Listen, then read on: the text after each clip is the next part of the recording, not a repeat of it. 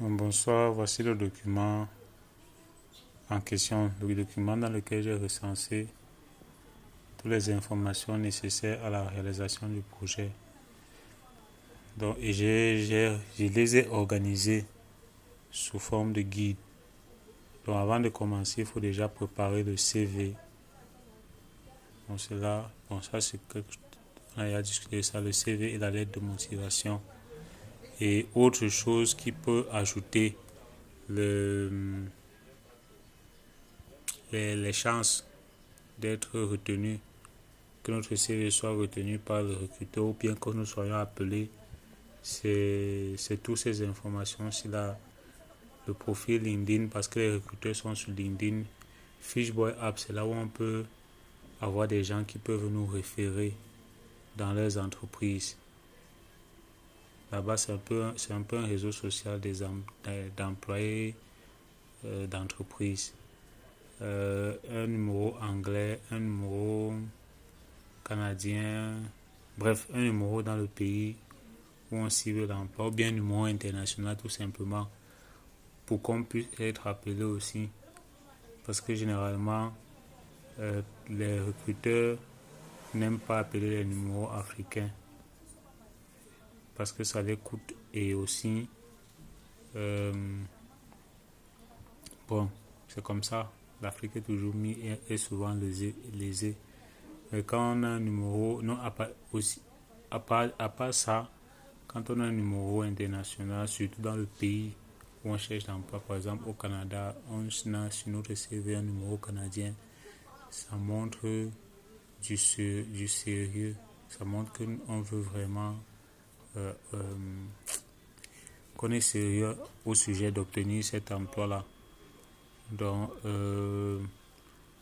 un passeport, parce qu'il y a des employés qui vont des employeurs qui dans la procédure peuvent déjà demander des passeports, le numéro de passeport. Il y a même certains emplois, parce que j'ai fait des simulations, il y a certains emplois où, surtout quand c'est le visa sponsorship, pendant que tu es en train de postuler, on te demande d'entrer ton numéro de passeport.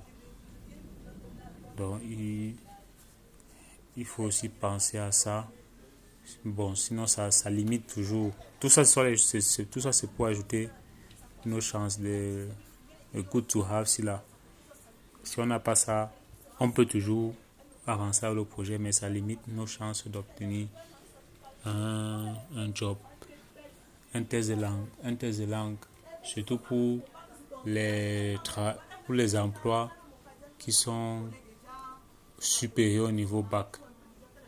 Dans des emplois qualifiés, on demande, quand tu postules en tant que travailleur qualifié, on demande le test de langue. Bon, ici là c'est un petit, ça c'est juste un document qui donne un peu les pays dans lesquels on peut aller sans visa ou aller sans visa. Bon, maintenant ici ce sont les pays qu'on cible, les pays, bref, c'est pas simplement les pays qu'on cible. Ici là ce sont les pays qui donnent les emplois internationaux. Ce sont les pays qui sont ouverts aux emplois, au recrutement international. Et ici là, il y a le Canada où il y a beaucoup d'informations. Donc quand tu cliques, tout ça c'est cliquable, tous ces pays-là. Quand tu cliques sur les pays, tu vas avoir les informations sur ce pays-là. Et certains programmes, j'ai mis certaines vidéos que j'ai trouvées intéressantes. Les job boards, c'est-à-dire les sites où on peut trouver les emplois internationaux. Même les bourses, ça c'est une bourse. Même les deux, si c'est une bourse. Donc, bref, les sites intéressants par rapport au Canada, les ressources intéressantes. Et après, c'est la même chose en Angleterre aussi là. En Angleterre, j'ai aussi mis beaucoup de ressources en Angleterre parce que j'ai aussi vu beaucoup de vidéos par rapport à l'Angleterre. En Angleterre aussi, il y a aussi beaucoup. Dans les autres pays, je ne me suis pas encore branché sur d'autres pays. Mais quand même, je sais que ce sont les pays qui sont ouverts aux emplois internationaux et qui sponsorisent le visa des employés.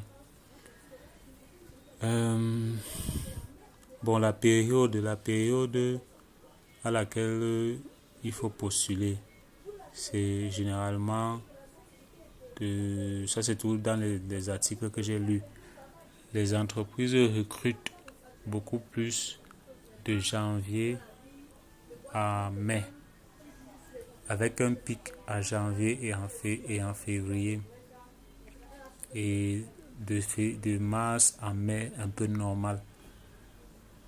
Donc c'est un peu ça. Mais bon, nous on est passé, nous sommes déjà en mars.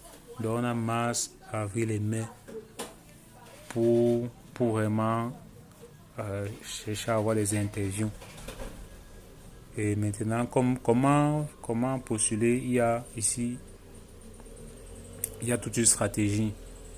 Parce que comme je vous avais expliqué déjà, aujourd'hui les recruteurs ne lisent plus les CV, ce sont des systèmes qui font un match entre le CV et l'emploi auquel on a postulé et nous donnent une note ou un score.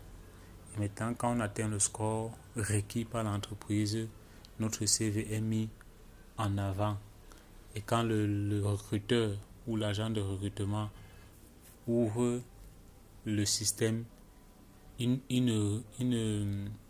n'ouvre que les CV qui ont été mis en avant par le système. C'est-à-dire les CV qui ont passé le screen du système.